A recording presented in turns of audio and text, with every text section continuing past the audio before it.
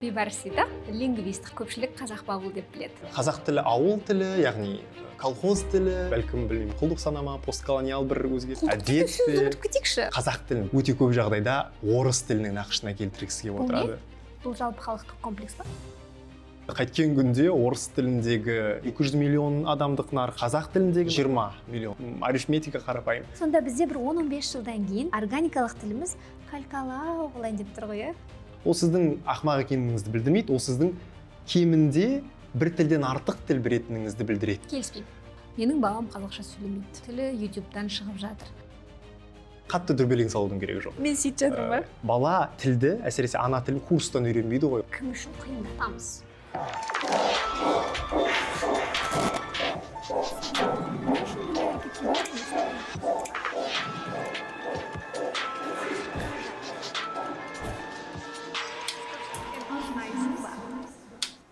Сәлем достар, қалайсыздар? Сіздерге танымды сұхбаттар қатты ұнайды екен. Байқадым, сондықтан сіздер үшін тағы бір бүкіл подкасттарда жүрмеген,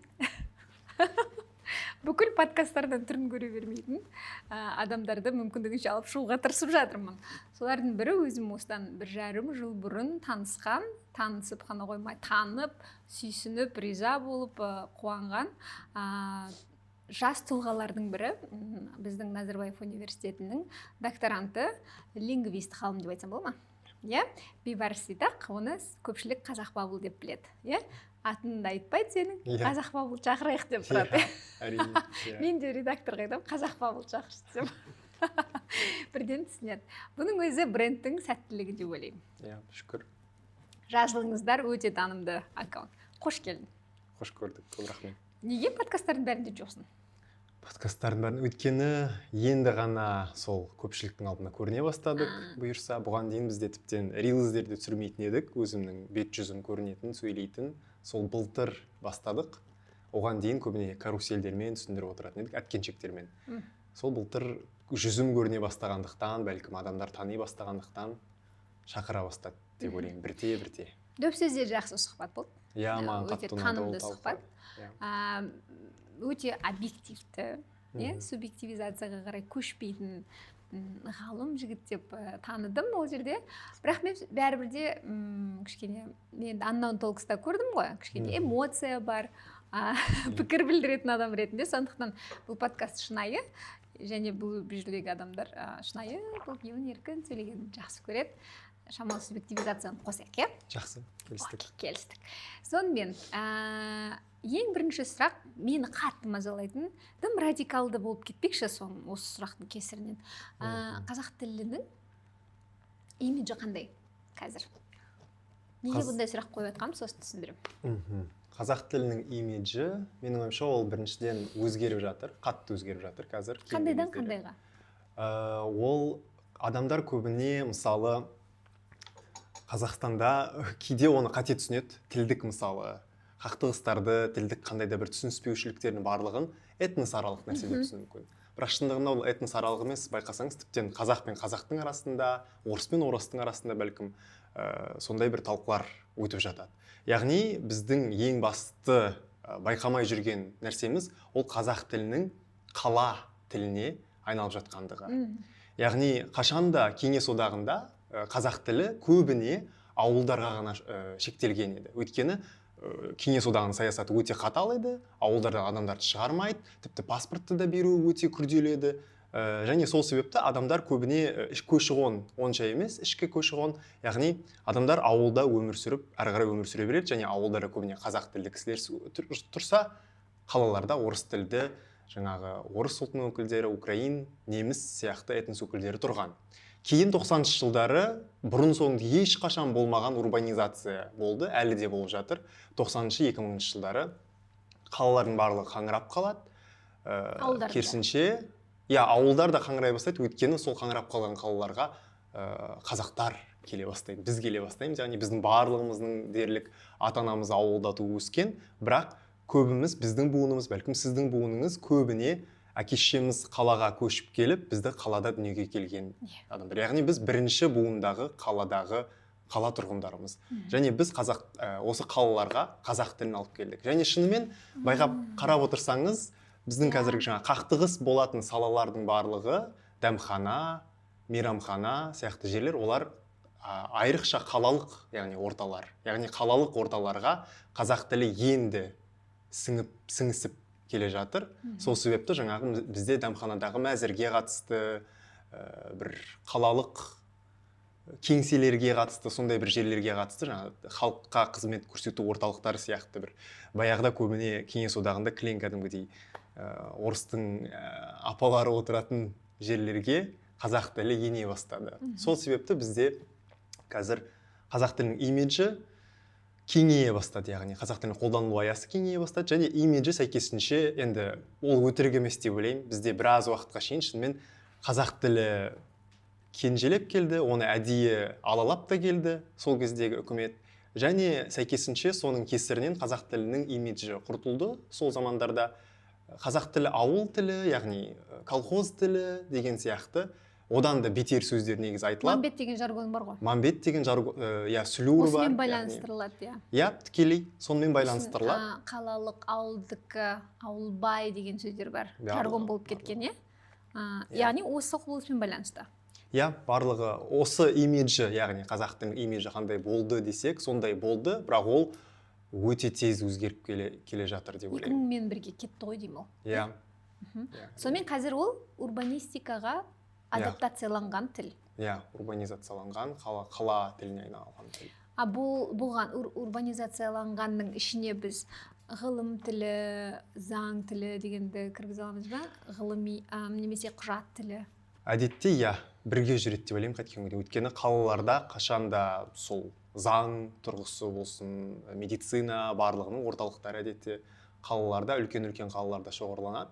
Сол себепті сонымен бірге де жаңағы қалаға келумен бірге оның жаңа заң аясына, бизнес салаларына қазір еніп жатқандығы соның барлығының бір көрінісі деп ойлаймын. Өзара байланысты, яғни процесстер. Қалай ойлайсың, мысалы, білмеймін, енді менде филфакт оқығам, бакалавриат. Мен бір жағынан Қызылордада өскен адаммын. Бәрі қазақша сөйлейтін жер ғой, енді ол жерде орысша сөйлемейді ешкім. Бірақ мен Алматы, Астана, үлкен қалаларға келген кезде қай жерге қарасам, қай жарнама, қай қате. Және бұл соншама ұзақ уақыт жалғасып келе жатыр. Жарнамалардың қате жазылуы, көшедегі жазбалардың қате болуы, тіпті үйреніп кеттік, қалыпты болып кетті. Осының ар жағында жаңағы ауыл тілі деп немқұрайлық қарау жатыр ма? Қалай? Мен мысалы Назгүл Қожабекті тыңдадым осыған қатысты. Ол ең бір танымал таза органикалық тілге аудармашы. Қазақ тілінің талабы жоқ дейді мысалы. Сен не дейсің? Тікелей байланысты деп ойлаймын. Сол имиджімен, яғни кей адамның шынымен санасы әлі сол стереотиптердің шырмауынан шыға алмай келе жатыр. Яғни олар шынымен әлі күнге соған сенеді, солай ойлайды. Және тіпті олай ойламаса да бәлкім, тіпті өйтіп бір тілді кемсітпесе де, қайткен күнде өзінің ортасы таза орыс тілді орта болса, ол адамдар шынымен қазақ тілі бұл әлемде бар екен-ау, қазақ тілінде адамдар сөйлейді екен-ау деп тіпті ойланбайды, оны рефлексиясынан тіпті өткізбейді, ой елегінен өткізбейді, ескермейді, елемейді. Сондай өздерінің бір ұсақ-ұсақ, шағын-шағын бір тар бабылдарында, бабыл деген яғни көпіршік дейді ғой, көрермендерге түсіндіріп кетсек, көбіне жаңағы өзіңіздің ақпараттық бабылыңыз деген болады. Сіз сол бабылдан, шеңберіңізден шыға алмай қаласыз, яғни. Сіз өзіңізге қызық қана ақпаратты тұтынасыз, өзіңіздің ортаңыздан ғана ақпаратты тұтынасыз, және бүкіл әлем солай ойлайды екен, бүкіл әлем сондай екен деп ойлап қалуыңыз мүмкін алданып. Сол адамдар да солай, олар өзінің сол тар шеңберінен шыға алмай, бүкіл әлем орысша екен, қазақ тілінде біреулер сөйлейтін шығар, сөйлесе, білмеймін, бірақ кімде сөйлейтінін деп өмір сүреді. Өзінің көршісі, өзінің әріптесі, өзімен күнде былай әрі-бері өтіп жүрген жанынан адамдар онымен нақты орысша сөйлессе де, басқа жерлерде, басқа орталарда шынымен қазақ тілін тұтынатынын олар түсіне де кіріп шықпайды. Және сондай адамдар, өкінішке қарай, кейде сондай адамдарға біреулер бір аңқаулау адамдар ма екен білмеймін, жаңағы аударма ісін мысалы тапсырады. Немесе жауапкершілігі аздау адамдар дейді. Мысалы бастықтар болсын, жаңағы жарнама жасарда өзінің жаңағы мынаны қазақшасын, мынандай идея бар екен, күшті бір орысша слоган ойлап табады. Анау орысша деген кәдімгідей адамды бір арқаландырып жіберетін бір фраза болады, керемет бір шабыт беретін, жаңағы неше түрлі брендтерге қатысты біз білетін, жаттап алған ұрандар. Оның сосын қазақшасын бір бытықы шытықы бірдеме қылып ойлап та бастады. Теңелебек ғасырларға арналған бояу. Сондай сияқты, иә. Бір өте оғаш, ешқандай бір керісінше адамды жалықтырып жіберетін. Ал олар ескермейді мысалы. Ол да тұтынушы ғой, ол да бізге ақша әкелуі мүмкін адам ғой деген сияқты. Олар шынымен бұл жерде бір символикалық мәні сол да шығар. Яғни олар қазақ тілді тұтынушыны елемейді, өйткені оның қалтасында ақша жоқ деп ойлайтын шығар белгілі бір деңгейде. Яғни солай интерпретация беруге болатын да нәрсе шығар, құбылыс шығар. Яғни олар деген анықтама беріп кететін болсақ, мысалы сызықша ол қазақ тілділер қызық естіледі екен бір тіл. Қалаға көшіп келгенге дейін бірнеше ұрпақ қалада тұрғандар ғой. Әртүрлі, бірақ көбіне солай болар, иә. Қалада тұрғандар немесе жалпы орыс тілді ортада тұрғандар. Яғни әртүрлі адамдар болуы мүмкін оның ішінде. Мен бұл сұхбаттың астындағы комментарийлерде қазақ тілділер мен орыс тілділердің арасында бір соғыс болып кеткен қаламаймын достар. Өйткені шыны керек мен өте бір сондай бейбіт заманды, бейбітшілікті бәрін соғысқа жақсы. Ол да жасанды бөлініс қой, ондай бір айқын бөлініс жоқ қой. Қазір ол қажет та емес, өзі бөлінетін себеп көп. Бірақ менің ойымша қазір бізге жалпы алғанда орыс тілділердің қазақша үйренуге ұмтылысы және керісінше байқалады. Ол туралы сәл кейінірек. Калька. Калька тілі туралы сөйлесек, ақпараттың көбісі орыс тілінде, сондықтан оның бәрін қазақшаға аударғандықтан ол калька болып кетті деген ақталу сондай бір ыңғайлы. Бір жағынан қарап айтатын болсам, ақпараттың барлығы орыс тілінде деп мен келіспеймін. Өйткені негізгі әдебиеттің түп нұсқалары ағылшын тілінен қазақшаға аударатын мамандар қазір өте көп. Және ағылшын тілінің сөйлем құрамдары мен біздің сөйлем құрамдары ұқсасырақ. Оңайырақ деп көпшілік айтады аударған кезде.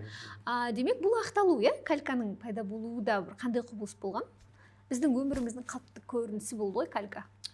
Енді оның шынымен ол жерде де немқұрайдылық деген сияқты жаңағы адамдардың қарым-қатынасы да жатыр, көзқарасы да жатыр, өзінің жұмысына аудармашының мысалы. Немесе аудармашы жасау керек жұмысқа жай әйтеуір сен қазақ тілін білетін едің ғой осы деп біреуді ала салу, сол жұмысқа солай қоя салу сияқты немқұрайдылық та жатыр, оның барлығы жоқ емес бар. Google переводчик қой бәрі. Google аудармашыны пайдалану немесе және жаңағы мен айтып кеткен нәрседе негізі оның да әсері бар. Яғни біз жазбаша аударма емес, кәдімгі тілде дәл қазір болып жатқан өзгерістерді айтар болсақ, мысалы лингвистика тұрғысынан мен жаңағы айтқан демографиялық өзгерістер бірден бір себеп. Яғни бүгін шынымен біз кейде ойлаймыз, яғни Кеңес одағында орыс тілі біздің тілге қатты ықпал етті, әсер етті, біздің тілімізді біраз жаңағы шұбарлатты, бірақ негізі ол өте қате.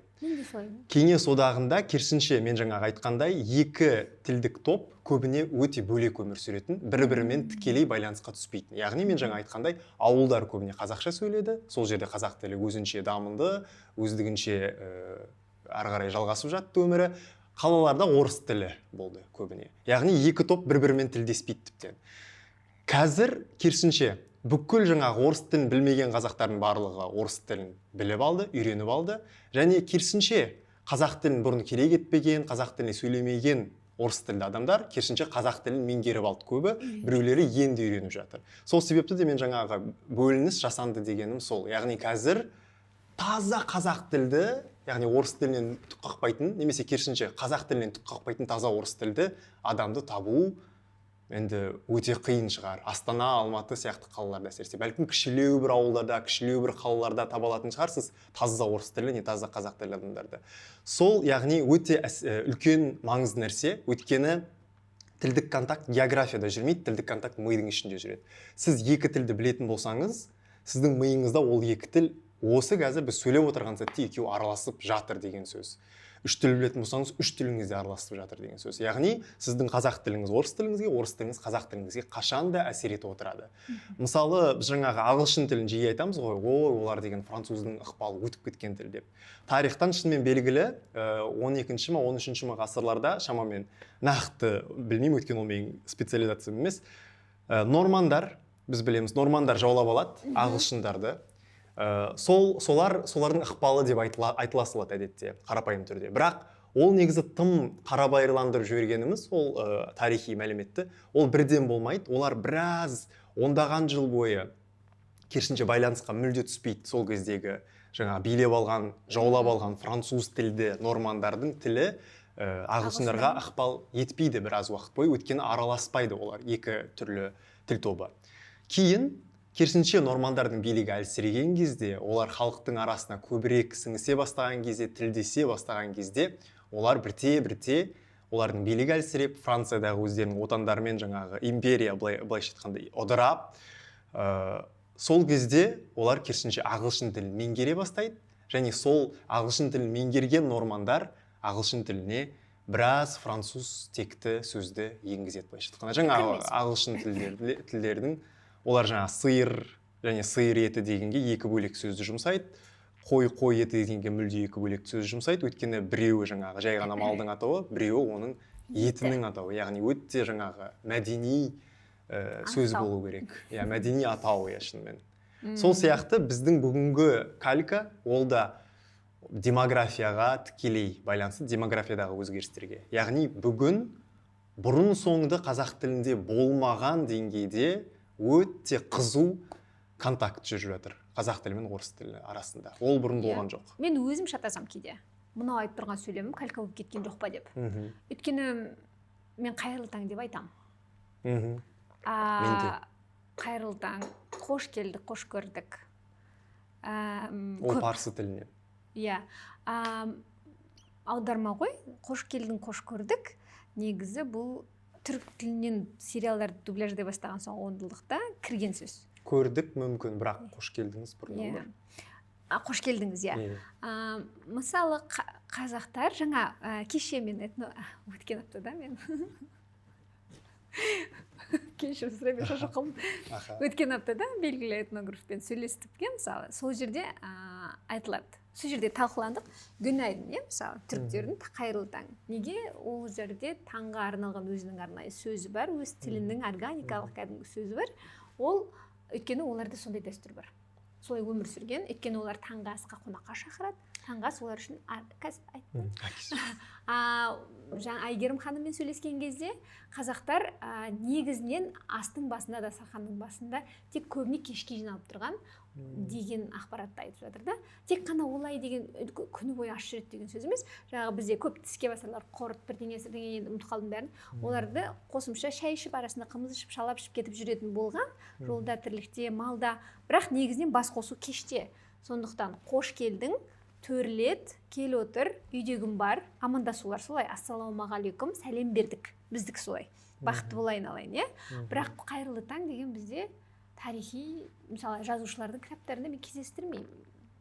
Тура органикалық тілде жазған.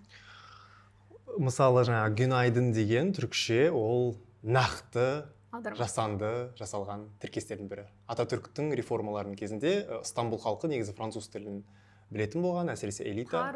Олар бонжу деп айтатын болған, бірақ соны жасанды түрде күн, айдың, яғни тура екеуінің мәні бірдей, жақсы күн деген сияқты мағынада оны Нишанянның сөздігінде қолдан енгізілген дәстүр. Ол да қолдан енгізілген негізі, 20-шы ғасырдың бас жағында. Бірақ жалпы бұл жерде біз басқа мәселеге менің ойымша келіп отырмыз. Менің ойымша дегеннің өзі, менің ойымша қайткен күнде кейінгі ондаған жылда тараған, енген тіркес деп ойлаймын.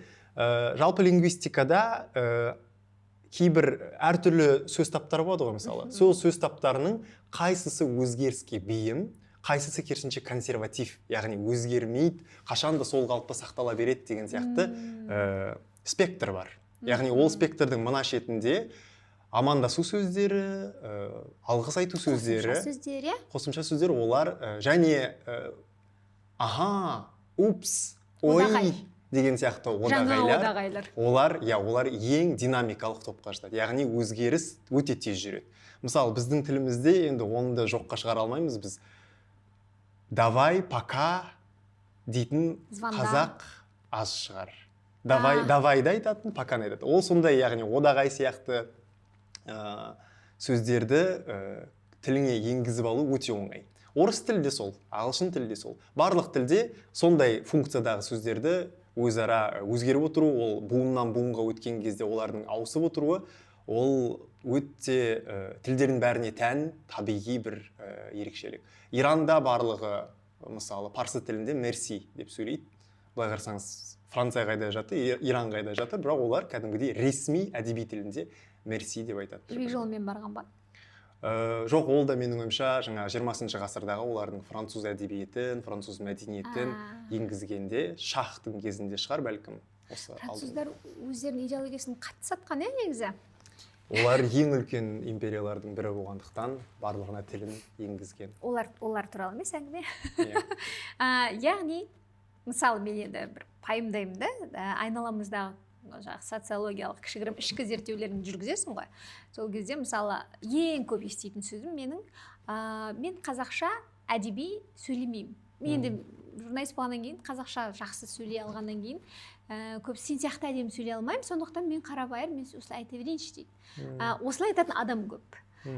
Кешірмен қарашы деген. 1-2 жылдан кейін, бәлкім 5-6 жылдан кейін ондайлардың саны тіпті көп болады да. Қарабайыр, яғни әдеби көркем сөзді қолданбау ауызекіге норма болады. Сәйкесінше қазір мысалы инфобизнестің бір әдемі өкілі кітап болып кетті, және кітаптың тілі де қазір бұрынғы көркем әдебиет сияқты емес, 20 ғасырдағыдай. Мысалы сатылымдағы тұрған кітапты ашып қалды, 3 абзацын оқыз, ондай емес. Әдемі тіл, ондай ұйқасып атқан бүйтіп аллитерация ассонанстары бар, сөйлем таппайсың. Мен сағынамын мысалы. Мен жаман жақсы демеймін, ол құбылыс. Яғни сонда бізде бір 10-15 жылдан кейін тіліміз, кәдімгі органикалық тіліміз калькалау болайын деп тұр ғой, Ол бәрімізге бізге байланысты. Ол бір жағынан енді кейде қатты дүрбелең салудың керегі жоқ. Мысалы, мен сөйтіп жатырмын ба?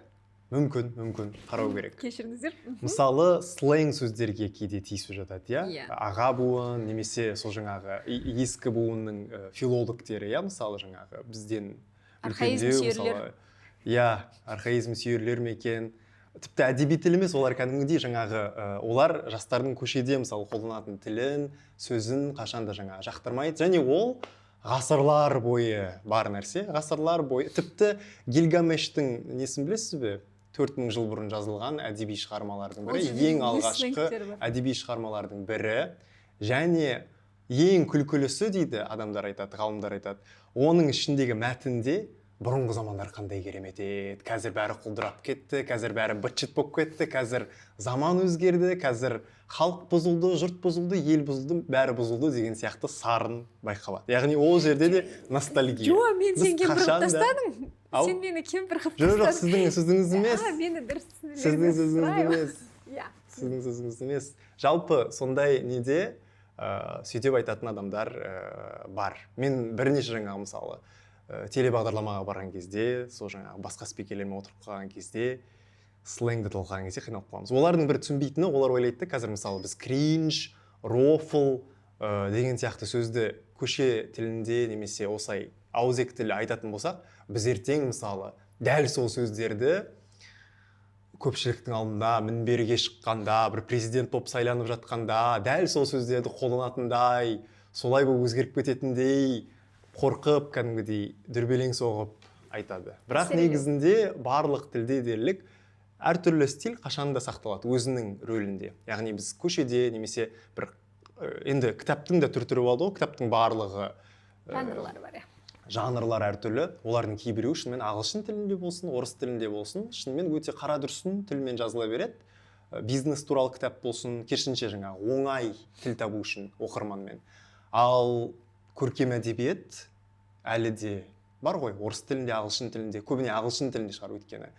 Ал біздегі мысалы бүгінгі көркем әдебиетін мен сізді өте қатты түсінемін негізі. Мен де сағынам кейде. Қазір неге сол жазылмай кетті, неге шықпай кетті деген сияқты Мағауиннің тілі мысалы. Кейде ойланып қалам. Мысалы, неге қазақ тілінде бүгінгі жазушыларды немесе бүгінгі ақындарды біле бермейміз, немесе жалпы жоқ сияқты. Менің ойымша жалпы аздау деп ойлаймын. Кеңес одағы заманына қарағанда. Бірақ азырақ деп ойлаймын қашанда. Жақсылар азырақ шығар. Тренд емес. Менің ойымша оның барлығы 90-шы жылдардағы тоқырау және сабақтастықтың үзіліп қалғандығы. Яғни сол кездегі буын келесі буынға өзінің жаңағы мұрасын қалдырып үлгерген жоқ. Өйткені шынымен 90-шы жылдары адамдар экономика құлдырап жатқан кезде адамдардың әдебиет, мәдениет, театр сияқты өнер түрлерімен айналысуға мұршасы да болған жоқ. Куда ты так шикарно нарядился, львёнок? Нашей старой цистерне дали шанс. Братец Амер! Лиры не найдется?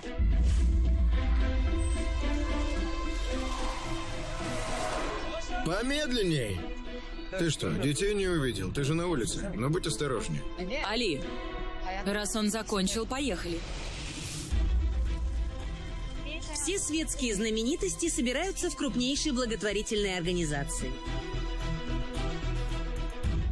Осторожнее, тут вам не подворотня. Вы на вечеринке. Тут все-таки полно людей повсюду. Будьте аккуратнее.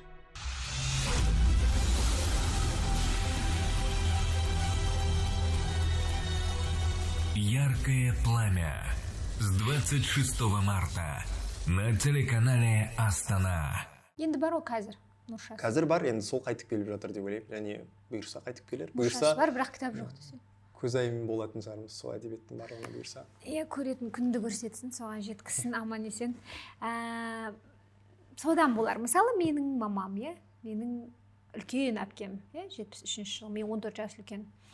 Олар кітаптан цитаты келтіріп сөйлейтін. Үйде. Тақлап айтқан. Білмеймін, сондай бір үйде, сондай бар тұғын бізде. Үлкен ағам, мысалы, детективтер оқиды, анада Агата Кристиді анау сияқты деп айтатын да, мысалы. Ол кейіпкерлердің өмірінен келтірілген мысал бір ойды түсіндіруге көмектесетін оларға. Әдем альтернативті, ассоциативті түсіндірмелерге, сөз. Қазір пікірталастарда дәйек ретінде өте көп мақал келтіретін адамдарды білем. Кездестіріп жүрсің бе сонда? Өте жиі, демекші деп. Қандай мақалдарды жиі естисің?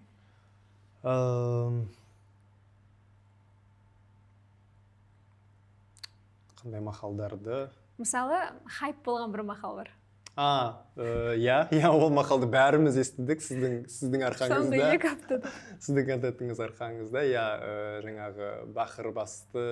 Алтын басты әйелден бақыр басты еркек артық. Жарайды, әзілді қоя салайықшы. Алтын басты әйелден бақыр басты еркек артық дейді. Бала белде, қатан жолда дейді.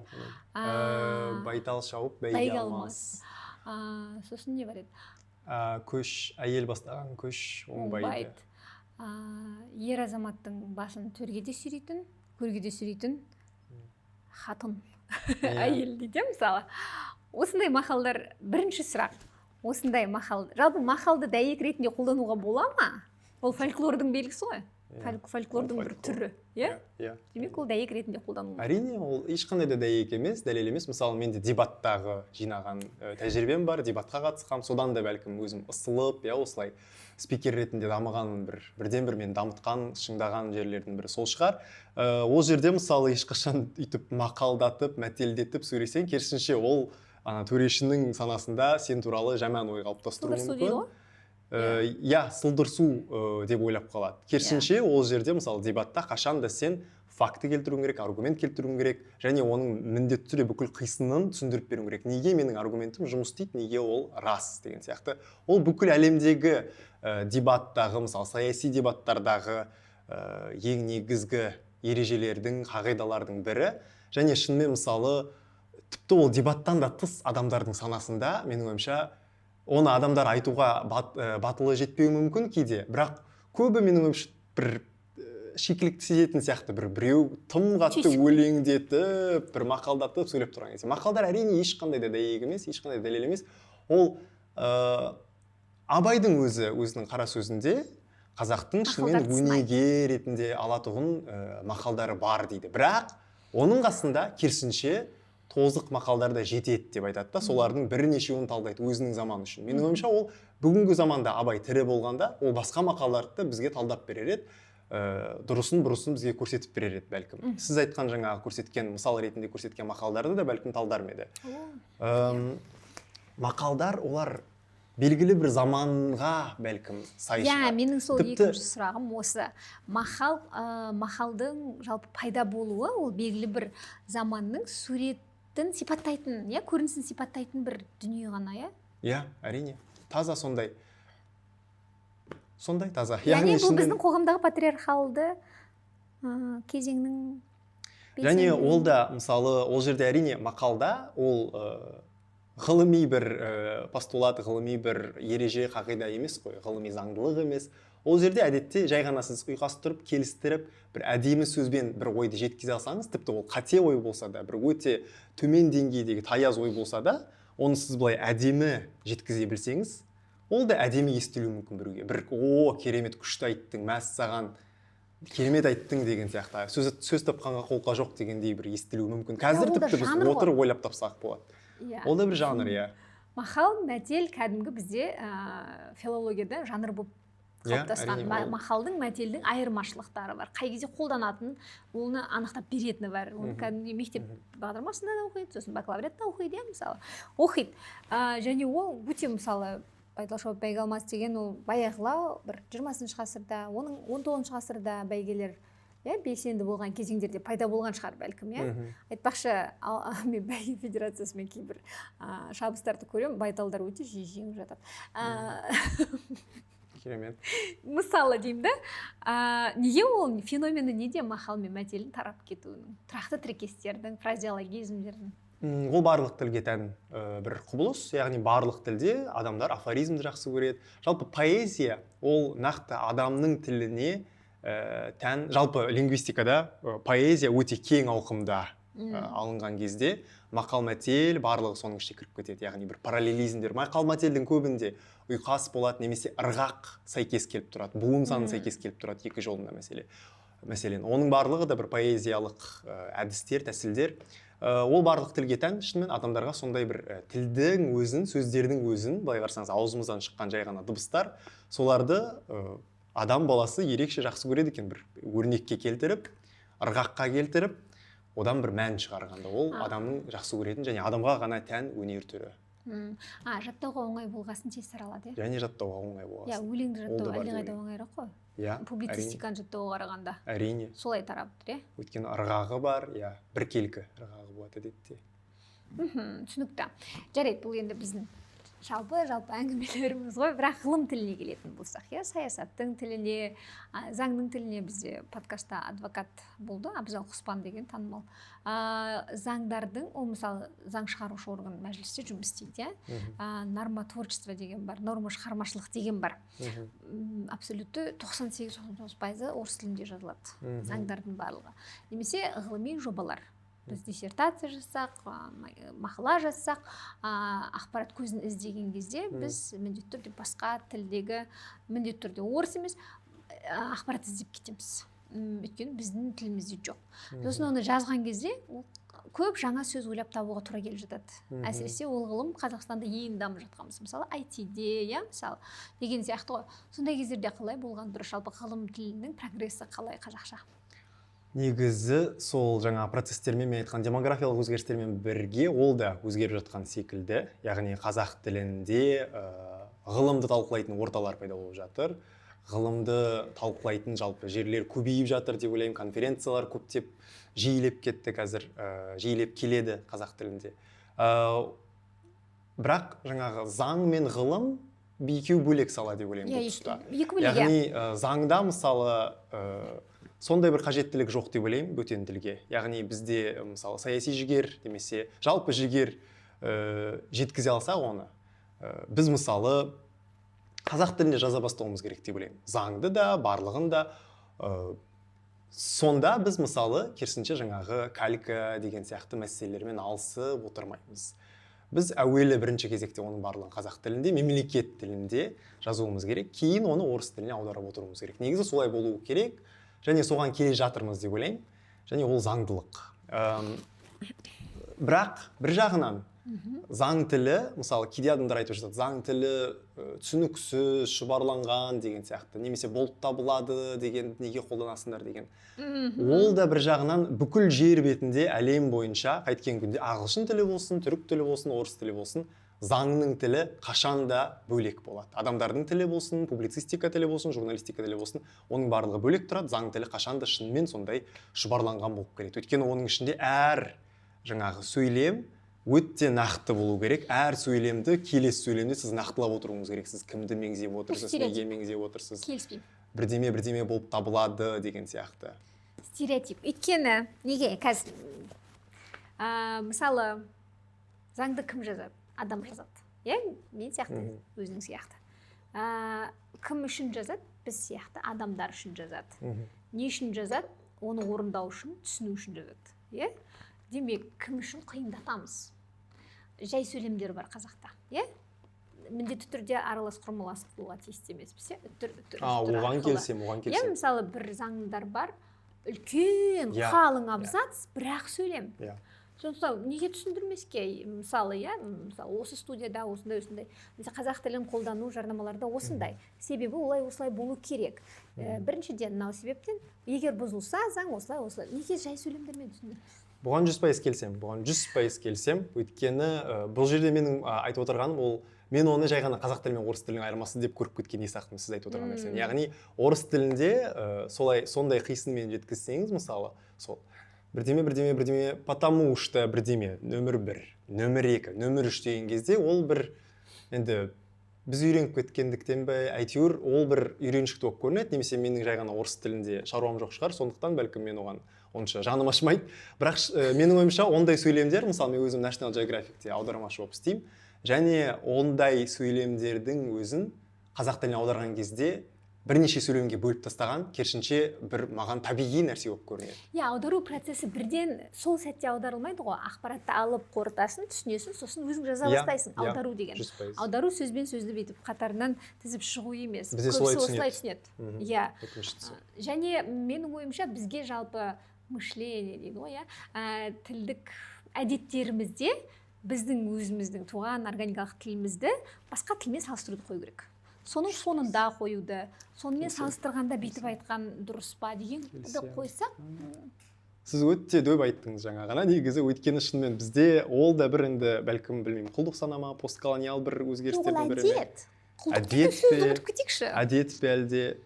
Білмеймін оны не екен, бірақ шынымен бізде орыс тіліндегі конструкциялар болсын, мысалы, соларды шынымен дұрысырақ көретін әдетіміз бар. Мысалы, мен есімде бар жағдай, біз бір дебат турнирін жасап отырмыз, қасында басқа ұйымдастырушылар, мен ұйымдастырушылардың бірі болдым, және сертификаттардың мәтінін жазып отырмыз, қазақша өтетін турнир. Мен Намат дебат клубы ұйымдастырған көшпенділер көкжиегі турнирінің бірдеме орынның жүлдегері деп жазып отырмын. Қазақ сөздері қолданылған орысша сөйлем. Жоқ, ол дұрыс сөйлем. Бірақ маған қасымдағы ұйымдастырушы қыз өте керемет дебатер, негізі жай ғана тіл маманы емес шығар. Қазақшаға судай, орысша керісінше көп сөйлеуге болмайды, бірақ сол маған айтады: Намат дебат клубымен ұйымдастырылған болу керек емес пе екен дейді. Сол жаңағы оған жаңағы стиль, екінші жаңағы құрылым, оған стилі жоғарырақ болып көрініп тұр. Яғни әдебиірек пе, бәлкім сондай бір дұрысырақ кәсібилеу көрініп тұр оған. Солай жаңағы кішкене шиеленістіріп жүрген бе, шұбарлатып жүрген бе, сол оған дұрысырақ болып көрінеді. Бұл менің ойымша сенің сөз басыңда айтқан қалалық және ауылдық әрекеттер, және оның біздің тілдік әдеттерімізге әсері. Қалада кәсібилер болды, ауылдағылар қарапайым әлі үйренуші. Сондықтан орысша бәрі кәсіби, қазақша үйренуші. Сондықтан біз бәрін орысша үйренуіміз керек деген әдет қой. Және оны ұмыта салуға болады негізі. Сол әдеттен арылу керек шынымен. Ол шынымен біз өз тілімізді өзге тілмен салыстыра бергенді 100% қоюымыз керек. Біз және әдетте ол екі мәселеде бізге кедергі келтіреді. Екі мысалмен көрсетер болсам, оны біріншісі ол мысалы туған күн деп дауласып жатқан кезде адамдардың бірінші кезекте айтатыны я же не рожаю дейді, я же рождаюсь дейді. Ал менің ойымша халыққа жұмыртқама ғой. Олар сондықтан айтады, туылған күн болу керек қой дейді. Онда туылған жерім Қазақстан деп әнұранды бәрін өзгертіп айт деген келеді да, туған жердің орнына. Ал негізінде қазақ тілінде менің ойымша көп қазақша сөйлейтін адамдардың тіліндегі қолданыстағы тілінде керісінше яғни ол екі мағынада да жүре беретін сияқты. Яғни біз контекстке қарап ажыратамыз. Біріншіден ол тіптен ерсі, мысалы әйелге туды деп айту. Мен мысалы подкастта отырып ешқашан әйел туды деп айтып отырмаймын, мамам мені туды деп. Әрине мен босанды деп айтамын, немесе дүниеге алып келді деп айтамын. Ал өзіме қатысты мен Астанада тудым деп айтамын, және ол керісінше ол әдеби естіледі, дұрыс естіледі, және оны сіз басқаша түсініп қалуыңыз мүмкін емес. Сіз оны дұрыс түсінесіз, соны бейбарыс Астанада дүниеге келген екен деп түсінесіз, басқаша түсінуіңіз мүмкін емес. Бірақ туу мен туылуға қатысты кешірім сұрайын, бөлейінші. Бір нәрсені түсіндірейінші. Мысалы, тілдегі сөздерді қолданудың оның өмірлік ситуациялармен ықпалдастығы, сабақтастығы бар, сәйкестігі бар. Туылу процесі, в принципе, негізінен адам дүниеге келіп атқан сәтте әлі көзі көрмейді, санасы жұмыс істемейді, өз еркімен тыныстай алмайды. Ол процесте әлі, ол ырықсыз процесс. Сондықтан ол саналы түрде бір әрекетті істейтін тұлға ретінде қарастырылмайды. Сондықтан ол туыла алмайды өзі еркімен. Ол анасы дүниеге оны алып келіп жатыр. Ол туып жатыр оны анасы. Сондықтан туылды деген сөз ырықсыз етістік ретінде қолданылмайды. Логикаға сәйкес. Менікі дұрыс емес па? Қалай туылды деген сөз ырықсыз етістік қой. Ырықсыз етіс. Ол қолданылмайды. Ол өзінен өзі туылмайды адам. Әрине. Саналы түрде. Болды нүкте, осы жерден мені өлтіріп тастасыңдар. Екінші. Окей, сәл. Қазақта жалпы туу деген не? Етістік әу баста шынымен этимологиясына да үңілетін болсақ, ол әу баста шынымен сондай. Ай туды, күн туды дейміз. Ай туылды, күн туылды деп отырмаймыз. Біз оны жаңағы руна тасқа жазылған көне түркі жазбаларын қазбалсаңыз да, оның барлығының мәні қашанда сондай болған. Яғни туу болған, дүниеге келу болған, пайда болу. Екінші мәселе, мысалы терминологияны талқылаған кезде, жаңа сіз ғылым сияқты тақырыптың да шетін ашып бердіңіз. Терминологияны талқылаған кезде, мысалы біз аэропортта әуежай дейміз қазақ тілінде. Адамдар соған қатысты дауласып жатады интернетте. Вот весь мир говорит аэропорт дейді. Ол өтірік. Ол адамдар бұл әлемде шынымен жаңағы бәлкім ой өрісі тарлау ма, әлде жалпы ізденбеген адамдар ма? Негізінде ағылшын тілінде аэропорт, орыс тілінде аэропорт, бірақ басқа тілдерді алсаңыз мүлде басқа. Сіз неміс тілін алыңыз, неміс тілінде мүлде түсініксіз бір сөз. Немістер сол әуежайды өз тілінде, өз сөзімен атаған үшін артта қалып қойды ма, әлде оларды әуе саласы дамымай қалды ма? Түріктер хавалиманы дейді. Бірақ түріктер хавалиманы десе де біздің бүкіл әлем мойындайтын компания солардың компаниясы, солардың әуе компаниясы Turkish Airlines. Яғни адамдар сөйтіп бір мәнсіз дауласып жатады. Ол даудың ешқандай мәні жоқ, және өте жиі өздерінің ой өрісі тар екенін көрсетеді. Яғни сол сіз айтқандай біріншіден қазақ тілін басқа тілмен салыстыра береді, басқа тілдің нақышына келтіргісі келіп тұрады. Ол әрине өте жиі, өте көп жағдайда орыс тілінің нақышына келтіргісі келіп отырады. Бұл жалпы халықтық комплекс па? Әдет деп ойлаймын, сіз айтқандай шынымен. Әдет және ой өрісінің тарлығы деп ойлаймын. Яғни олар шынымен орыс тілі мен ағылшын тілінен, орыс тілінен дейікші көбіне басқа тілдерді біле қоймайды. Және орыс тілінде ол шынымен аэропорт деген латын түбірлі сөзді қолданып тұрса, демек біз де солай етуіміз керек. Бүкіл әлем ол орыс тілі екен олар үшін. Бүкіл әлем осылай қолданады ғой деген сияқты айтады. Ол қате. Бірақ бір жағынан ғылыми тілде, мысалы қазір сіз айтып отырғандай, ол шынымен қызық бір дилемма. Мысалы мен де өзім National Geographic'ке аударған кезде болсын, гуманитарлық ғылымда біз енді Назарбаев университетінде біз түгел ағылшын тілінде жазамыз дүниелеріміз, және сіз айтқандай шынымен ғылым әлемі мүлде бөлек мәселе. Өйткені ол жерде тіпті орыс тілінің мәселесі де жоқ деп айта аламын. Ол жерде әсіресе жасанды интеллекттің пайда болғанымен ағылшын тілі басқа бүкіл тілді ығыстырып шықты деп ойлаймын. Тіпті ол жерде біз неміс тілі жайлы да, француз тілі жайлы да әңгіме жоқ. Ағылшын тілі бүгінгі замандағы академияның ең негізгі тілі. Ол жердегі доминация енді сұмдық. Сіз әрине 20 ғасырдың ортасындағы бір зерттеулерді, біреулердің мақалаларын оқимын демесеңіз, неше түрлі неміс, мажар, түрік, орыс тілдерінен жазылған бүгінгі заманда жазылып жатқан еңбектердің барлығы ағылшын тілінде, және ол да бір жаңа гегемония, жаңа ықпал. Ол тұста енді мен қашанда сол тілде сол ұғымдар пайда болған болса, мысалы буллинг деген сөз, қазақ тілі әлде қашан еніп кетті, немесе қандай да бір басқа бір сөздер болса, биткоин деген сияқты. Оларды енді амал нешік қалдыра бергеніміз дұрыс деп ойлаймын. Негізі тағы бір кішкентай өзімде болатқан қайта жаңғыру инсайты біз өзіміздің тіліміздің абыройын, өзіміздің алдымыздағы ең бірінші имиджін көтеру үшін өзге тілді құнсыздандыруға тиісті емеспіз негізі. Өте жиі кездесетін құбылыс. Анау жаман, біз жақсымыз дегенше, мен ананы ұмыта бастадым, мен енді оны сөйлемеймін, сен ол тілде сөйлеген үшін сен жамансың деп ше. Мен айтып қалдым да, орыс тілінде информация аз деген. Мен өзімді сондай ұстап алдым да, мен орыс тілін құнсыздандырып отырмын ба, несе отырмын деген сияқты.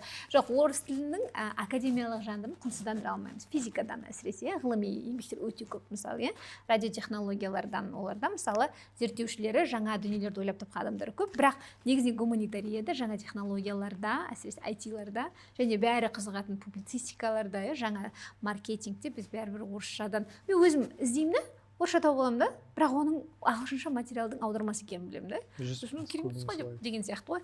Сондықтан қазақ тілін, ағылшын тілін үйренерсеңіз. Куда ты так шикарно нарядился, львёныш? Нашей старой цистерне дали шанс. Братец Амер! Лиры не найдется?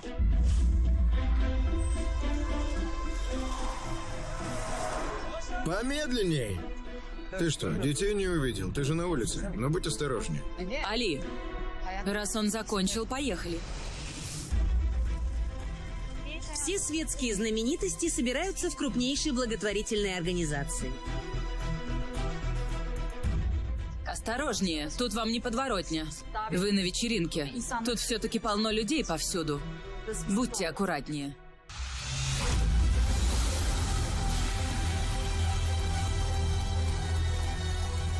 Яркое пламя. С 26 марта на телеканале Астана. Енді дегенмен тіл деген кезде жалпы адамдар өте жиі комплекс, яғни ұялшақтық, ұяңдық болатын әдеттер, ол негізінен сырт келбеті, психолог мамандардың дәлелдеуінше, жалпы социологтар, және тіл, сөйлеуі, сөйлей алам, сөйлей алмаймын, даусым әдемі, жаман, мені тыңдайды, тыңдамайды, және тілде әдемі сөйлей алам, тілді әдемі қолдана алмаймын, және жалпы акцент бар, акцент жоқ деген тақырып екен. Және осы нәрсе оның көп жағдайда кәсіби өсуін тоқтататын нәрсе екен. Яғни адам, мысалы 5 адам отырса, осы жерде, мысалы сен өте керемет эксперт болуың мүмкін, осы саланы қатты зерттеп, мысалы қызыл кесе туралы, бәрін зерттеп шығуың мүмкін, бірақ мен сенен гөрі жақсы сөйлей алам. Сенің информацияң бәрін мен білем, сенің орныңа мен информацияны айтып салып, білмейтін жерлерім көп, білмейді, жақсы сөйлей алғаным үшін өтіп кетем. Ондай адамдар өте көп болды деп ойлаймын. Сөйлей алмаған үшін өспеген адамдар өте көп. Және акцентпен сөйлеген үшін ұялып сөйлемегендер көп. Және сол тілде ақпаратты жеткізе алмаған үшін. Осы тілде дұрыс сөйлемеген үшін шейминг қайдан пайда болған? Ұятқа қалдыру, ұятындай түзей беру, осы қайдан пайда болған мінездер, әдеттер? Ол да өкінішімізге қарай ғасырлар бойы, немесе бәрінде бар. Тілмен бірге пайда болған нәрсе де болуы мүмкін. Яғни кез келген қоғамда алсаңыз, тарихта, мысалы, түрлі орта ғасырлардағы жазбалар болсын, әйтеуір бір жерден сіз тілге қатысты сондай шейминг, немесе яғни шейминг деген әдетте біз бір тілді үлгі етіп көрсетеміз, және сол үлгі тілден ауытқитын кез келген адамды біз шейм етпесек те, біз тіпті оған дүзеп қалуымыз мүмкін, немесе күмәндана қарауымыз мүмкін ол адамның басқа қабілеттерінен. Яғни ол қашанда болған нәрсе, және кез келген қоғамда бізде үлгі тілі болады. Ол көбіне, мысалы, орта ғасырларда ол билеушілердің тілі, билеуші таптың тілі болуы мүмкін. Қазіргі заманда ол журналистердің, медианың тілі, бүкіл осы саясаттың тілі, бизнестің тілі, сондай өте ықпалды салалардың тілі, ол қашанда дұрыс тіл болып санала бастайды. Ал басқа адамдар сол тілге бейімделу керек, сол тілмен бірге жүру керек деп саналады. Ол барлық қоғамның сондай табиғи бір сипаты. Бұны неге бастап отыр?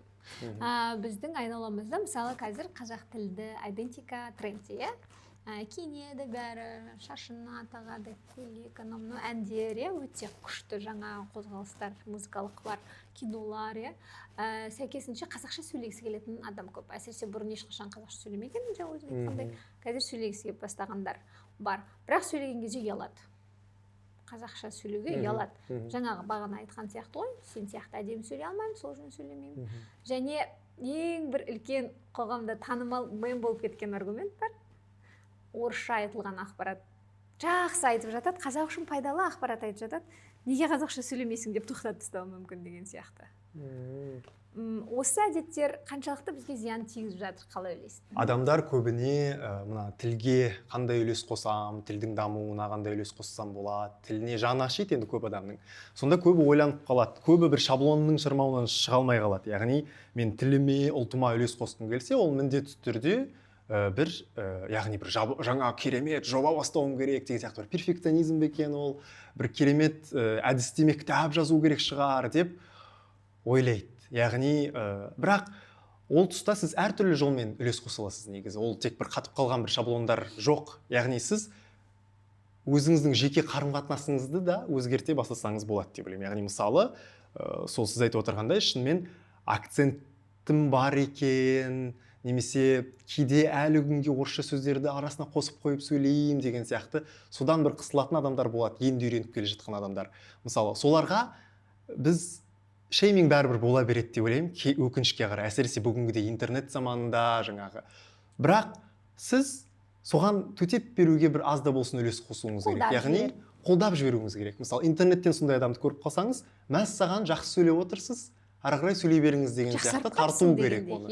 Міндетті түрде сөйтіп тарту керек. Оған сөйтіп жақсы пікір айту керек, қолдау сөз жазу керек. Немесе араңызда сондай адам жүрсе, оны да бір сөйтіп айтудан қысылмаңыз оған, яғни бір комплимент айтудан. Және тілді үйреніп жүрген адамдар мүлде одан ұялмау керек өздерінің акцентінен, өйткені олардың акценті жаңағы ағылшын тілді интернетте әсіресе тараған бір сөздердің бірі бар. Егер сіздің акцентіңіз бар болса, мысалы ағылшынша сөйлеп үйреніп жүрген адам болсаңыз, ол сіздің ақымақ екеніңізді білдірмейді, ол сіздің кемінде бір тілден артық тіл білетініңізді білдіреді. Және ол талпыныстың түрі. Және ол талпынысты білдіреді әрине. Сондықтан тілде мысалы білем немесе білмеймін деген нәрсе жоқ. Біз бағанадан бері мысалы сізбен калька тіл сияқты нәрселерді талдап отырмыз. Соның ішінде мысалы біздің өзіміздің де жаңағы мәселелеріміз талдап отырмыз. Біз мысалы сіз де мен де бала күнімізден туғанымыздан бері қазақша сөйлеп келе жатқан адамдармыз. Бірақ біздің өзіміздің тіліміз әлі мысалы кемеліне жеткен деп айта алмаймыз ғой. Сондықтан тілді енді үйреніп жатқан адамдар мүлде ұялмау керек. Олар яғни акцентпен сөйлесе де, арасында бөтен сөз қосып жіберсе де сөйлей беру керек. Тілде я немесе жоқ деген жоқ. Я қазақша сөйлейсің, я қазақша сөйлемейсің деген нәрсе жоқ. Барлығы практикаға байланысты. Ол процесс. Ол процесс. Тіл процесс. Ол жерде жаңағы бинар немесе дихотомия жоқ, екіге бөліп тастайтын бір. Және вертикаль, горизонталь деген де жоқ. Ол жалпы дамып жатқан процесс. Яғни тіліңіздің, өз тіліңіздің қоғамда мүмкіндігінше көп таралғанын қаласаңыз, ол тілде сөйлей бастаған адамдарды қолдаңыз, позитивті ойлау. Және ең танымал осы тұрғыдағы көпшілік толғаныс ол менің балам қазақша сөйлемейді. Менің баламдың тілі YouTube-дан шығып жатыр дейді. Мен әрине қазір мен жек қояды бәрі, бірақ өте көп ата-аналардан мемлекетте қазақ тілінде контент жоқ деген сияқты көп естимін. Бар негізі контент, өтірік айтпай қойын, көп емес. Бірақ жақында мен қызым 2-ші класс оқиды, бар мектептен дүниетаным деген сабақтан Әл-Фарабидің балапан каналы түсірген сериалының екеуін көрсетіпті. Әл-Фараби туралы. Сосын үйге келіп ары қарай көрейікші деді. Енді өтірік айтпай қойын, мен ойладым, мен қызым қатты қызығады деп ойлаған жоқпын болған ше. Енді кейбір Диснейдің мультиктерін көреді, кейбір нәрсе кітап оқимыз. Әдейі былай процесс әртүрлі, кейде жақсы болып кетеді, кейде түсіп кетеді, бірақ әйтеуір нөл емес. Сол көріп Әл-Фарабидің мультфильмін, әрі қарай оның жаңағы шапкасындағы музыкаларын да билеп, күшті деп фанат болды Әл-Фарабиге. Мәссаған. Күшті. Менің қызым бір өзінше қыз, бүкіл телевидениеден бәрін көріп тастаған қыз, сондай болады деп күткен жоқпын. Сол кездегі мен инсайтым, мен ол қыз үшін шешім қабылдап тастаған екенмін ғой. Оның талғамын өзім шешіп тастаппын ғой, планка қойып тастаппын ғой. Ол көре береді екен ғой. Біз сапасыз мен балама көрсетпеймін дейміз ғой. Мысалы, талай орыс тілді, басқа тілді контенттерді көріп отыр ғой, сапасы нөл мысалы, оған рұқсат береміз біз. Ой, көріп жатыр деп, өз таңдап жатыр. Біз көрсетсек болады. Сол қысқасы сол 8 сериалы Әл-Фарабиден көріп болғасын қазақша сөйлейікші деп тағы бір рет айтты маған. сөйлейміз деп енді қолда кетесің ғой. Яғни менің ойымша бұл инфантилизм. Ата-аналар сөйтіп айтқан кезде мен қателесемін дегенсіз. Жалпы осы мен сізді түзмеймін, келісемін деген, яғни өйткені енді біріншіден сіз көбірек білесіз деп ойлаймын бұл тұрғыда. Өйткені мен бұндай сұрақтарға келген кезде іні қарындас жоқ па? Іні қарындас бар, бірақ олар өсіп кеткен. Қазақша сөйлей ме? Иә. Қай жаста? Інім енді біраз өсіп кеткен, 17. Қазақшасында қалыпты. Қазақшасы, иә, қалыпты. Ол қазақша өскен, қазақша сөйлейді. Бірақ сізбен келісетінім, яғни сіз өзіңіз де ата-анасыз. Менің бірақ сіздікіндей тәжірибем әзірге жоқ, иә. Мысалы, менің бала тәрбиелеп отырған жоқпын, және қазір мен бала тәрбиелеп отырғанымға бүйт сөйт деп айта алмайтын сияқтымын. Бірақ ғылыми дәлелденген нәрселер бар, ғылыми зерттеулер бар. Мысалы, сіз айтып отырған нәрсе, ол мысалы, ол да рас. Яғни ол факт кәдімгідей, иә, қазақша балаларға арналған контент болсын, біз сияқты адамдарға арналған контент болсын, иә, жоқ емес, бар, ол күнде шығып жатыр. Оның сапасында нашар деп айта алмаймын, шынымды айтсам. Оны мемлекет шығарса да, мемлекет емес шығарса да, жеке бизнестер де шығарып жатыр қазір. Тіпті ол жерде бәсекелестік те бірте-бірте пайда болып жатыр. Қарасаңыз, YouTube-тен шарлап көрсеңіз болады, неше түрлі, іздеп көрсеңіз болады. Балаларға арналған контент жетеді. Яғни ол жерде шынымен қайткен күнде ата-ананың өзінің ерік жігеріне байланысты сияқты. Іздеу керек қой. Және ғылыми зерттеу демекші, мысалы, Жұлдыз Смағұлова есімді үлкен ғалымдарымыздың бірі, лингвист ғалым, айтып жүрген, көтеріп жүрген мәселенің бірі, сол кісі әсіресе жіті зерттеген мәселелердің бірі осы мәселе. Ол бірнеше отбасын зерттеген, оларда тіл қалай қалыптасатынын зерттеген. Сол отбасыларда мысалы олардың кейбірі шағынады екен, мысалы. Мен балама қашанда қазақша сөйлеп келдім, ертегі оқып келдім, бірақ орысша шықты дейді тілі. Неге бұлай болды деп шағынады екен. Жұлдыз ханым зерттеп көрсе, мысалы, кәдімгідей ана кісілер күнде үйде диктофонмен жүрген бірнеше уақыт бойы, біраз уақыт бойы, сол мәліметті жинаған олар. Яғни үйлерінде тіл қалай жұмыс істейді сол отбасылар. Зерттеу кәдімгідей. Зерттеудің нәтижесінде оның анықтағаны, яғни балаларға, иә, олар қазақша сөйлейді екен шынымен. Балаларға келгенде жаңағы түрлі бүйт, сүйт, тұр, көтер, ойна, ал, бер деген нәрселерді қазақша айтып отырады, ертегі айтады, ән айтады, бірақ бір-бірімен орысша сөйлеседі. Ересектер, үлкендер орысша сөйлеседі. Бұл жерде ең маңызды біздің түсінуіміз керек мәселе, бала тілді, әсіресе ана тілін курстан үйренбейді ғой, ол біз сияқты, біз ересектер сияқты. Ол жай ғана әке шешесіне қарап сөйлей бастайды. Сіз оған тіпті айтпаған нәрселерді ол сізге айтып отырады. Өйткені сіз оны қасыңыздағыларға айттыңыз, туғандарыңызға айттыңыз, жұбайыңызға айттыңыз. Олар ересектердікін қайталайды, имитациялайды, иә. Яғни соны білу керек ата-аналар деп ойлаймын. Яғни достары болсын, туыстары болсын, жақындары болсын, ересектер болсын, қазақша сөйлеуге талпыну керек, қазақшаға өтуге талпыну керек, немесе қолданыста қазақ тілін көбейтуге талпыну керек кемінде. Сөйтіп әдеттерімізді, дағдыларымызды өзгерту керек. Шынымен бұрыннан айтылып жатқан нәрсе деп ойлаймын. Балаңды тәрбиелеген кезде өзіңді тәрбиеле. Шынымен тіл мәселесіне келгенде ол кәдімгідей ғылыми дәлелденген нәрсе, біле жүріңіздер. Жақсы. Енді сөз соңында қазақ бабыл қалай болып жатыр, не болып жатыр, қандай жұмыспен айналысып жатырсыз? Өткен жыл өтірік айтпай ақ қояйын, YouTube-тағы нұсқасын көрген жоқпын, бір рилсін көрдім. Кішкене феминистік тақырыпта бірдеңе шықты? Иә, 8 наурыздың қарсаңында, 8 наурыз күні бізде күшті видео шықты. Бізге пікір қалдырып кеткенсіз, өте риза болып қалдым. Қазақ бабылда біз біраз жыл болып қалды осы салада жұмыс істеп жүргенімізге, яғни әу баста біз лингвистика жайлы парақша болып ашылғанбыз, кейін біз ауқымымызды кеңейтіп жалпы ғылымдарды қамтимыз деп шештік. Былтырдан бастап, яғни оның ішінде химия, биология, физика барлығы бар, және ең бастысы қазақ тілінде, және өте қызық, ерекше, адамға ұнайтын форматта, рахмет, сапалы етуге тырысамыз, қашанда сапасын түсірмеуге тырысамыз. Қарағанға қызық. Рахмет көп. Қазір біз кейінгі бірнеше айда біз үшін үлкен жаңалық болған нәрсе, ол біз жаңа платформаға шықтық, YouTube-ке. Ол жерде 20-30 минуттық, былайша айтқанда қысқа метражды фильм деуге бола ма екен, деректі фильм деуге бола ма екен. Видеоэссе деген сөз маған ұнайды. Видеоэсселер шығара бастадық, яғни ішінде графика болсын, режиссура болсын, барлығы арқылы бір қызық ғылыми теорияларды көпшілік назарына жеткіземіз. Ең бастысы қазақ тілінде. Донатпен қаржыландырылады. Иә, бізде яғни тәуелсіз, бізде яғни бір қандай да бір белгілі бір нақты осы серіктес біздің негізгі серіктесіміз немесе бізді ашуға көмектескен біреу бар деп айта алмаймын. Біз әдетте әртүрлі бизнестермен серіктестік негізінде жұмыс істейміз және бізді көрермендеріміз қолдап отырады. Жарнама бар ма? Жарнама бар. Иә? Салық төлеймін. Жоқ, ол емес сұрақ. Қайтадан келдім, иә, мына Салықты жақында көп ойлана бастадым. дұрыс ойланған. Иә. Бәрін ретте кәсіп подкастын түсіндіріп беремін. Жоқ, қазақ тілді контентке тапсырыс беру және орыс тілді контентте жарнамаға тапсырыс беру бойынша өткен жолы бір маркетологтардың TED Talks'ында болдым да. Сол жерде аудиториялардың екі түрлі екенін, қазір қазақ тілді аудиторияның арасында жарнама өте бастағаны және сұраныс артқаны айтылады, бірақ ол бұрындағыдай емес, жоқ, қателестім. Орыс тіліндегідей емес. Орысша контент басқаша ұсынылады, орысша контентте жарнама көбірек, аңыз ғой енді осындай, көбірек лид алып келеді, яғни клик, кері байланыс алып келеді. Қазақ тілі ондай емес. Қазақ тілді аудитория төлем қабілеті нашар деген сияқты аңыздар болды ғой.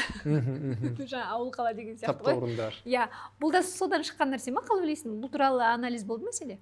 Мен енді маркетолог емеспін, бірақ жеке тәжірибемнен енді кейде адамдар мысалы андай бір мүсіркеп па, білмеймін, солай бір қарайтыны бар, яғни сендер қазақ тілінде контент түсіресіздер, қиын шығар деген сияқты.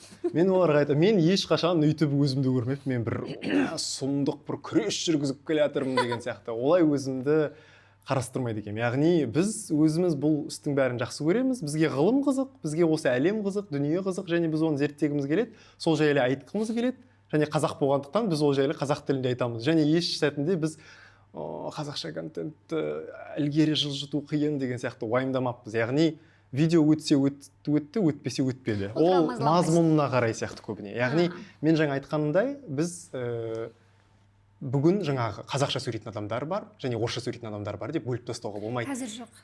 Барлық халық, бізде халықтың басым бөлігі бізде қазақ тілі не орыс тілде емес, халықтың басым бөлігі бізде билингв, екі тілде біледі. Яғни сіз қазақша мәлімет берсеңіз, олар оны түсіне алады және оны сапалы түрде бере алсаңыз және көрерменнің назарын іліп ала алсаңыз, онда сіздерге барлық есік ашық. Сізге барлық есік ашық деп ойлаймын. Визуал болсын, немесе бір кейбір сөздер болсын, формулировка болсын. Және кейбір тұста керісінше оның плюсы де бар болуы мүмкін. Мысалы, шынымен енді қайткен күнде орыс тіліндегі интернет нарық па, әлде жалпы нарық па, ол қайткен күнде 200 миллион адамдық нарық шығар кемі.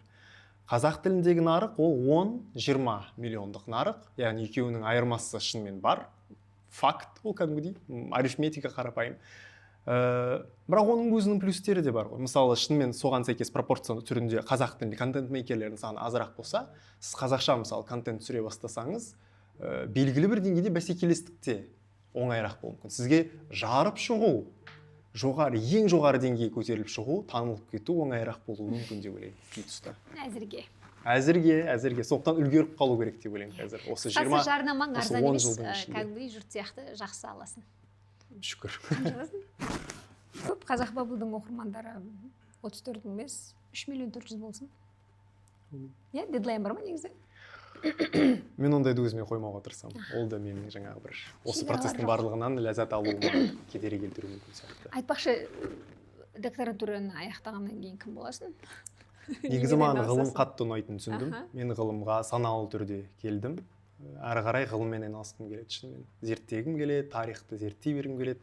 Менің зерттеуім тарих пен тілтану, яғни лингвистиканың арасында жүреді қашанда. Сол екі ғылымды алып жүрем, қамтуға тырысам. Және бұйырса 4 жылдан кейін де әрі қарай ғылыммен айналыса беремін. Қорғау қашан? 4 жылдан кейін. Қорғау біткеннен кейін талқылаймыз, Окей. Иә, рахмет. Қазақ бабыл бейбарыс. Рахмет, сіздерге рахмет көп. Сәттілік тілейміз. Қайтысы ұнады, қандай инсайттар болды, жазып кетіңіздер. Жақсы жаза білгендерге марапат болады.